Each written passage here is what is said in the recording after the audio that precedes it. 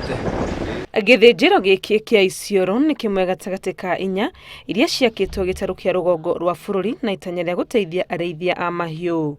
Gikundi kia maabitha kuma bengi nene ya thi mekinyitie guku kuona haria mihango ikinyite niguo kuona gatagati ka ithinjiro ici ni kiriku maguteithiriria kurikiriria na njira ya kuheana mashini cia kuhuthirwo thiini wa githinjiro giki ingiheanwo ni kuga no kiambiririe kuruta wira o rio.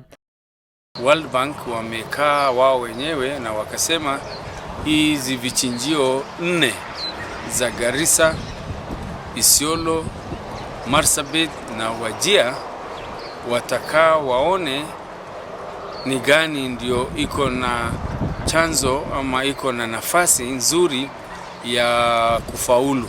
Kihingurwo gigukorwo kiri kiguni kinene kuri Aikari a Isiolo na matuura maria marigiciirie aria kaingi magiikaga na kurwo ni mahiu maingi riria riua riakiririria. Kichinjio iko na uwezo wa kuchinja ng'ombe 200 kila siku, ngamia 100 kwa siku na mbuzi 1000 kwa siku.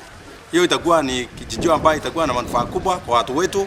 Community ile ya chini kabisa ambao angekuja kuuza ng'ombe hapa, ng'ombe yake kwa mfano anaweza kuja kuuza ng'ombe 10,000, 15,000, lakini wakati abatua atakuwa bila shaka atauza bei nafuu ambao inaweza kumfaidi yeye na inaweza kumfaidi pia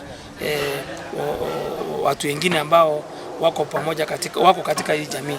Itanya ria thirikari ya Isiolo ni kuona uria nyama iria irethinjagirwo guku ingiendio nginyagia nja ya bururi, kuona haha kiri ni gukuhe na kiharo kia ndege kia Isiolo na international airport ambaye nyama ikichinjwa hapa mara moja inaweza kwenda ipelekwe kwa hiyo airport na ipelekwe hata abroad na watu wakule hiyo nyama ikiwa fresh. Kila kitu fence imewekwa, ofisi ziko, kila kitu ziko, lakini ni zile mashini sasa ambaye labda ni milioni 200, 300 mpaka 400 ndio imebaki, na World Bank watasimamia kumaliza hiyo baada ya hii safari yao ya kuangalia vile ilivyo leo.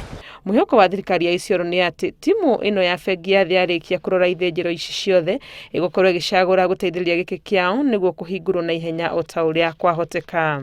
Handu-ini ha Inooro TV, ritwa riakwa ni Wangui wa Mwangi.